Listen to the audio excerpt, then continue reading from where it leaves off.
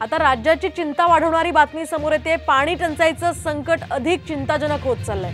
उष्णतेच्या लाटेमुळे राज्यातील विविध प्रकल्पांमधील जलसाठ्यात मोठी घट झाली आहे। तर मे महिन्याच्या पहिल्याच आठवड्यात राज्यातील पाणीसाठा 28% आलाय। त्यामुळे सध्या 2344 गावं आणि 5749 वाड्यांना पाणी पुरवठा टँकरनं करावा लागतोय। तर या गावांमध्ये 2952 टँकरद्वारे पाणी पुरवठा केला जातोय। दरम्यान उन्हाचा तडाखा असाच राहिल्यास पाणी पुरवठ्याची स्थिती आणखीनच चिंताजनक होणार आहे। त्यापैकी सर्वात गंभीर परिस्थिती ही पुणे आणि छत्रपती संभाजीनगर विभागामध्ये आहे। त्यामुळे नागरिकांनी पाणी जपून वापरण्याचं आवाहन सुद्धा करण्यात आलं।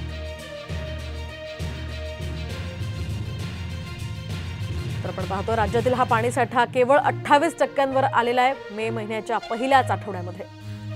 त्यामुळे अनेक शहरांमध्ये अनेक जिल्ह्यांमध्ये पाणी टंचाईची ही भीषण परिस्थिती सध्या पाहायला मिळते। या दृश्यांच्या माध्यमातून आपण पाहू शकतो टँकरनं पाणी पुरवठा करण्यासाठी किती लोक गर्दी करतात। एकीकडे विहिरी